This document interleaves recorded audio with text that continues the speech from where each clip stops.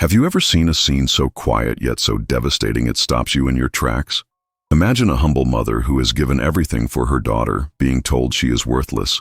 Imagine a cold son-in-law, an arrogant daughter, and a quiet little boy who just wants his grandmother close. She helped where she could, cooked their meals, cared for her grandson, but one day she heard the words no mother should ever hear. "You're useless. Get out. I don't want to see you again." Her own daughter threw her out, never knowing the secret she was hiding.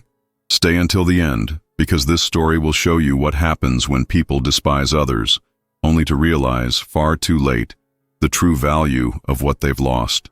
Eleanor Vance was a simple woman. A widow for many years, she had raised her only daughter, Jessica, with the sweat of honest work, mending clothes for neighbors, cleaning houses, taking in ironing. She never had much, but she never complained. She lived a modest life, content with what little she had. When her husband passed away, Eleanor thought fate had been cruel enough, but at least she still had Jessica. Even with her daughter's difficult nature, the sharp words, the constant impatience, Eleanor wanted to be close. She wanted to care for her, to help, to prove she could still be useful, even if she was now just an old woman with hands weathered by time. Jessica, however, always made it clear her mother was a burden. Still, Eleanor endured. She would look at her grandson, Leo, and her heart would warm. With him, it was different. The boy would sit beside her for hours, listening to her old stories, laughing at her silly jokes, accepting a piece of cake, a gentle touch, a warm hug. Leo was the reason Eleanor smiled. It was for him that she insisted on staying, no matter how much Jessica pushed her into the corners of their pristine suburban home, no matter how much Mark, her son-in-law, looked right through her as if she were invisible. She wanted to believe that, deep down, her presence was still needed. And so, through days that all seemed to bleed into one another, Eleanor stayed. Without realizing it, she had become like a forgotten houseplant, ignored, but still there, until the day everything changed. The house was quiet, but it wasn't a peaceful quiet. It was the tense, brittle silence of a family pretending everything is fine, knowing that at any moment, something could shatter. Eleanor was in the kitchen, stirring a pot on the stove. A gentle steam rose, carrying the simple, comforting scent of simmering soup. Her wrinkled but steady hands moved the spoon with an almost automatic care, as if this simple act was the only thing she still knew how to do in a world that no longer seemed to have a place for her. In the living room, Jessica sat on the expensive beige sofa, scrolling impatiently through her phone, a look of profound boredom on her face. Mark, her husband, was sprawled on the recliner, his legs propped up on the coffee table, staring blankly at the television, his expression one of weary dissatisfaction with his life and everything in it. Leo, their 11-year-old son, watched his grandmother from a distance, his large, curious eyes filled with an emotion he couldn't yet name. It was always like this. Eleanor cooked lunch and dinner, washed the dishes, folded the laundry, and no one ever said thank you. She knew she was there more as an inconvenience than as a cherished family member, but it was still the only place she wanted to be. Jessica let out a loud, irritated sigh. "Mom, for God's sake, can you stop scraping the spoon like that? The noise is driving me crazy." Eleanor immediately lowered her head, as if the simple sound of a spoon against a pot was a cardinal sin. "I'm sorry, dear. It's always something," Jessica muttered, not even looking up from her phone. Mark grunted from the recliner, his eyes still glued to the TV. "It's no use, Jess. Your mother's past her prime. She's more trouble than she's worth these days." Eleanor felt a hot flush of shame creep up her neck. The words hurt more than any physical pain. Each phrase was like a knife, being pushed in slowly, tearing not at her skin, but at her soul. She tried to busy herself, wiping down the counter, straightening a dish towel that was already straight, but the silence that followed their words was too heavy. Suddenly, a sharp crack. The glass she was holding slipped from her trembling hands, hit the tiled floor, and shattered into 1,000 tiny pieces. The sound cut through the air like a scream. Jessica leaped from the sofa as if propelled by a spring. "Again, Mom? Seriously? You can't even hold a glass?" Leo stood frozen, his eyes wide, his breath caught in his throat. Eleanor bent down, her old joints protesting, to try and pick up the shards.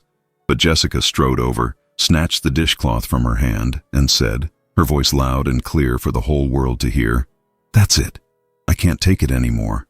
You're nothing but trouble. It's time you understood. You are useless here." From behind them, Mark murmured, "It's about time." Eleanor stopped. Her heart was pounding, not from the shock of the broken glass, but from the raw, open wound of her daughter's words. The shame, the finality of it. She looked over at Leo. The boy's eyes were brimming with tears, his small hands trembling. He tried to run to his grandmother, but Jessica grabbed his arm with a vice-like grip. "No, Leo. She's leaving. Now." Eleanor stood up slowly, as if carrying the weight of her entire life on her frail shoulders. She didn't say a word. She didn't yell. She didn't beg. She simply walked to the hall closet, retrieved her small suitcase, and looked at her daughter one last time. Her gaze wasn't one of anger. It was a look of quiet, profound farewell, the look of someone who knew that something had just broken forever. She walked out the front door, the cool evening air a shock against her warm, tear-streaked face. The street was quiet, the soft glow of the streetlights illuminating the empty sidewalk, like distant, indifferent eyes watching her go. And there, alone, Eleanor Vance walked, with no idea where she was going, with no idea if anyone in the world still cared.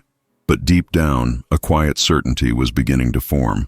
Life still had many lessons to teach, but not to the people who thought they already knew everything. Eleanor walked slowly down the sidewalk, the weight of the suitcase straining her tired shoulders. Her legs ached, and her breath came in short, ragged gasps. The night was cool, and the yellow glow of the streetlights cast long, lonely shadows on the pavement. Each step felt heavier than the last, as if the ground itself were trying to pull her down, as if life were telling her, "You have nowhere left to go." She thought about turning back, about knocking on the door, about begging to be let back in. But no, her pride, or perhaps the sheer depth of her pain, kept her feet moving in the opposite direction. When a sharp gust of wind cut through her thin cardigan, Eleanor finally stopped and sank onto a cold park bench. Her hands trembled in her lap. Tears streamed silently down her wrinkled face as she stared up at the dark, starless sky, searching for answers that weren't there. "Mrs. Vance, is that you?" The voice was soft, surprised, and full of a gentle concern. Eleanor turned her head and saw Mrs. Peterson from across the street, carrying 2 grocery bags. A simple, kind woman with an easy smile and gray hair pulled back in a messy bun. She always said hello, always offered a wave, but Eleanor never thought she paid her much mind. "What are you doing out here all alone at this hour?" Mrs. Peterson asked, her eyes narrowing with worry as she set her bags down. Eleanor looked down at her hands, ashamed. I don't have anywhere else to go." Mrs. Peterson paused for a moment, her mind clearly working to grasp the magnitude of the pain sitting before her. Then, without a second thought, she reached out, took Eleanor's cold hands in her own warm ones, and said in a firm tone that allowed for no refusal, "You're coming home with me. I don't know what happened, and you don't have to tell me, but you are not spending the night on a park bench." Eleanor tried to refuse, shaking her head, but the words died in her throat. The exhaustion was too great, the loneliness a crushing weight. Mrs. Peterson picked up Eleanor's suitcase, took her by the arm, and led her across the street to her own small, modest house. It was a simple home, with siding that needed a new coat of paint, but it was illuminated by a warm, welcoming light. Inside, the house smelled of coffee and freshly baked cinnamon rolls. "Sit down, Eleanor," she said. "I'll make you some tea." Eleanor sat slowly on the comfortable, slightly worn sofa, her eyes still red, her hands resting in her lap. The living room was simple but cozy. There were framed family photos on the walls, a rosary hanging over a doorway, and a braided rug that gave the room a feeling of home. Mrs. Peterson brought the tea, sat beside her, and after a long, comfortable silence, she asked quietly, "What happened, dear?" And there, under that soft light, between sips of hot tea and deep, shuddering sighs, Eleanor told her everything. The words came out slowly, broken by sobs, her daughter's coldness, her son-in-law's contempt, the interrupted hug from her grandson. Mrs. Peterson listened without interrupting, just holding her friend's hand, squeezing it from time to time as if to say, "I'm here, I'm listening." After a while, Eleanor looked at her friend and whispered, as if confessing a sin, "I've been saving money my whole life. I never told anyone, not even Jessica." "Money?" Mrs. Peterson asked, surprised. Eleanor nodded, her eyes downcast, her voice hoarse. $2 million. Mrs. Peterson's eyes widened, but she said nothing. She just looked at Eleanor with a mixture of awe and a deep, profound sadness. She knew that all the money in the world had no value right now, not to a woman who had just been thrown out of her own family like a piece of old furniture. Eleanor took a deep breath, and for the first time that night, a small, tired but determined smile touched her lips. "I know what I'm going to do with it," she said. "I'm going to help the people who deserve it." Mrs. Peterson remained silent, respecting the decision as if it were a sacred vow. And together, the two simple, elderly women, sitting on a worn-out sofa in a humble house, seemed to possess more strength and grace than all the hidden wealth in the world. That night, Eleanor slept peacefully, because she knew life still had lessons to teach, and she was ready to teach her own. The morning sun streamed through the cracks in the blinds of Mrs. Peterson's spare room, painting the floor in golden stripes. Eleanor opened her eyes slowly, the scent of fresh coffee already drifting from the kitchen. For a moment, she thought it had all been a nightmare. But it wasn't. She was here, on a pull-out sofa, with a suitcase of her clothes at her feet, without a home, without her daughter. Mrs. Peterson greeted her with a calm smile and 2 cups of coffee. "Good morning, Eleanor. Did you sleep well?" "Better than I expected," Eleanor admitted, taking a grateful sip. They sat at the small kitchen table, the morning quiet and peaceful. "You mentioned some money last night," Mrs. Peterson said gently, her eyes curious but respectful. "Was that true?" Eleanor smiled faintly. "It's true. I worked my whole life as a seamstress, a nanny. I saved every penny I could. And years ago, my husband, before he passed, had a life insurance policy I never knew about. I invested it, let it grow. Between that and my savings, it became $2 million. I never told Jessica because I know my daughter." Mrs. Peterson nodded, understanding completely. She knew that money had been saved, not out of greed, but out of a mother's instinct to provide a safety net. Eleanor stayed with her kind neighbor for a few more days. Mrs. Peterson treated her like a sister, sharing meals, listening to her stories, helping her sort through her feelings. And slowly, Eleanor's grief began to give way to a quiet resolve. It was on a gray, overcast afternoon that she made her first decision. She looked at Mrs. Peterson, who was mending a torn shirt, and said, "Clara, I want to help you. You and your husband have always treated me with such dignity. I'm going to give you some money to fix up this house, to buy John's medicine, to pay off your bills." Mrs. Peterson tried to refuse, but Eleanor took her hand firmly. "This isn't charity," she said. "It's recognition, it's gratitude." Mrs. Peterson wept silently, squeezing her friend's hand. Eleanor smiled, and in that moment, something inside her was set free. The pain of her daughter's rejection was still there, but now it was overshadowed by a greater purpose. A short time later, Eleanor moved into an assisted living community. It was a simple, welcoming place where the caregivers called her by her first name, where the other residents chatted like old friends, and where the smell of coffee and freshly baked bread always seemed to fill the hallways. Eleanor felt at peace. For the first time in a long time, she didn't feel like she was in anyone's way. She would sit in the garden, feel the sun on her face, watch the birds in the sky, and there, in the quiet, she knew this was the right place to begin again.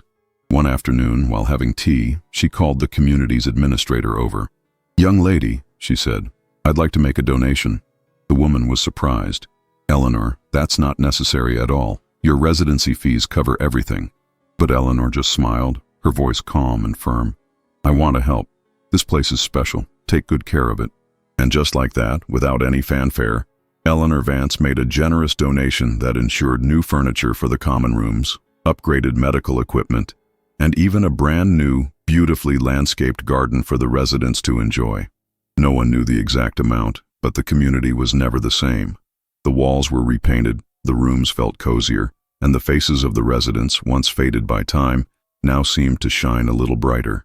But Eleanor hadn't forgotten about Leo. That same week, he appeared at the community, a surprise visit, a drawing clutched in his hand. "Grandma, I drew you in the garden with the flowers." Eleanor looked at the paper, tears welling up without warning. She hugged her grandson tightly, as if the whole world were contained in that small embrace. And it was in that moment that she made the most important decision of her life. She sat Leo down in front of her, held his small hands in hers, and said, "Leo, listen to me very carefully. I have saved some money, my sweet boy, and that money is for you. Leo's eyes widened, not fully understanding. You'll only be able to use it when you're 18, she continued, her voice soft but steady. And I want you to grow up knowing what respect is, Leo. I want you to never ever let money be more important than people. This money, it's worthless if you don't know how to be a good man. Leo nodded, his eyes shining, his heart pounding. He didn't understand everything, but he understood one thing with perfect clarity. His grandmother was the strongest, most generous woman he had ever known. And there, in that simple garden, surrounded by the scent of flowers and the sound of birdsong, Eleanor smiled, because deep down she knew. True wealth wasn't in the money she was giving away. It was in the love she was leaving behind. The news arrived like a sharp, cutting whisper, spreading through the quiet suburban streets and local community forums. Did you hear? Eleanor Vance, Jessica's mother, made a huge donation to the assisted living community. They say it was a lot of money, enough to renovate the entire facility. Jessica heard the whispers for the first time at the local grocery store while picking out avocados. A woman in the next aisle was talking on her phone, her voice low but audible. Yeah, Eleanor Vance. Can you believe it? All that money, and her own daughter treated her like she was nothing. Some people have no idea. Jessica's blood ran cold. Her heart began to pound, a frantic, panicked rhythm against her ribs. She turned away, pretending not to have heard, but her mind was racing, a hurricane of confusion and disbelief. A huge donation, a lot of money, but my mother never had anything. The drive home was a blur of disjointed memories. She saw her mother counting out change to buy bread. She saw the old faded coats, the worn-out shoes, the threadbare handbag, and suddenly, none of it made sense. Had her mother been hiding something from her all this time? The thought was a betrayal, a sharp, bitter pill. She couldn't concentrate. Mark saw her agitation and asked what was wrong, but she waved him away, unable to articulate the storm of emotions brewing inside her. Leo, in the corner of the living room, was drawing silently, but his eyes kept darting toward his mother, as if he knew more than he was letting on. That night, Jessica didn't sleep. She tossed and turned, her mind replaying every conversation, every complaint she had ever made about money, every time she had made her mother feel like a financial burden. The next morning, she rose with a grim determination.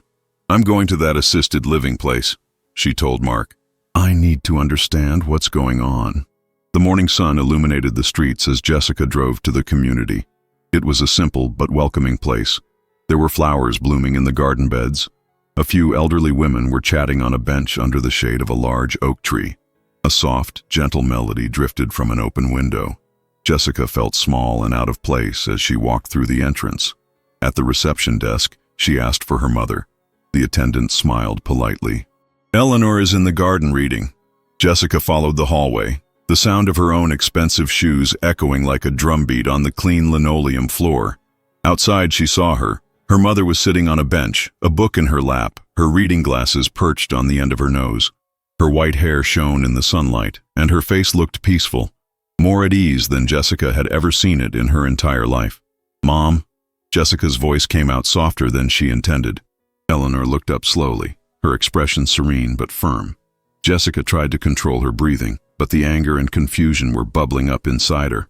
I heard some things, she began, her voice tight. About you, about money, about a donation. Eleanor calmly closed her book, adjusted her glasses, and replied, her voice soft but clear. Yes, dear. I used what I had to help the people who treated me with respect. Jessica's eyes widened, unable to hide her indignation. What do you mean? You had money this whole time and you never said anything? You never helped us? Eleanor took a deep breath, as if she knew this conversation was long overdue. I tried to help, Jessica. I tried to give you what I could. My time, my love, my care. But you never wanted that. Jessica crossed her arms, her face flushing, her pride wounded. That's not fair, Mom. That money belongs to the family. I have a right to it. Eleanor looked up, and this time her gaze was sharp, cutting like a well-honed blade. What belongs to the family is respect, Jessica, and you lost the right to that a long time ago. The silence fell between them like a heavy curtain. Jessica opened her mouth to argue, to protest, but the words died in her throat. She tried to force a smile, to pretend it was all a misunderstanding. but Eleanor just shook her head, a look of profound finality in her eyes. "I've left everything to Leo," Eleanor stated, her voice low but as solid as stone. "He'll be able to access it when he turns 18. Until then, he will learn what it means to be a good man." Leo, who had been watching from a distance, approached slowly. He stood beside his grandmother and took her wrinkled hand in his, a small protective gesture. Jessica looked at her son, her face burning, her chest heaving, but he didn't say a word. He just stood there, holding his grandmother's hand, his eyes shining with a quiet understanding that Jessica couldn't begin to comprehend. Eleanor took another deep breath, looked up at the sky, and let a small, faint smile escape her lips. A gentle breeze stirred her hair, and in that moment, she looked free. Jessica turned and walked away, almost stumbling over her own feet, her face on fire with shame. The garden behind her grew smaller, more distant, as the weight of her regret began to settle in, an echo she knew would never fade. The garden at the assisted living community was simple, but beautiful. There were colorful flowers growing in small, neat beds, an old swing set that creaked gently in the wind, and wooden benches where residents could sit and feel the sun on their faces. Eleanor was on one of those benches, her hands resting in her lap, her serene gaze fixed on the blue sky. Beside her, Leo sat with his legs dangling, a sketchbook open on his lap. They would sit like this for long, quiet minutes, the silence between them more valuable than any conversation. It was Leo who finally broke it. "Grandma," he asked, his voice soft, "why did you give so much money to this place?" Eleanor turned her head slowly, looking at her grandson with a deep, abiding tenderness. "Because they gave me something no amount of money can buy, sweetheart. Respect. They looked me in the eye, Leo. They treated me like a person, not a burden." Leo thought for a few seconds, then asked quietly, "And the rest of the money, are you going to leave it for Mom?" Eleanor took a deep breath, closing her eyes for a moment before looking at him with a sad but firm smile. "No, my dear boy, the money will be yours, but only when you're a man." Leo's eyes widened, his mouth slightly agape. "Mine?" Eleanor nodded. "Yes, Leo, but you need to understand something. Money is just paper. What truly matters is what we do with it. I want you to grow up knowing that the greatest inheritance anyone can leave behind isn't money. It's the way you treat the people who love you." Leo fell silent, digesting her words. The wind rustled the leaves in the trees, the sun warmed their faces, and the distant sound of laughter from other residents completed the peaceful scene.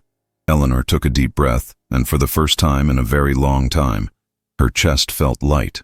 She thought of Jessica, of her daughter's fury, of the harsh words, the years of humiliation. For a moment, the pain tried to return, but she pushed it away. Jessica had made her choices, and she, Eleanor, had made hers.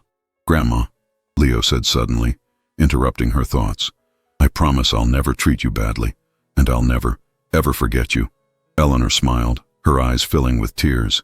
A single tear escaped and rolled down her cheek, but she let it fall. She stroked her grandson's hair and whispered, "I know, my love, I know."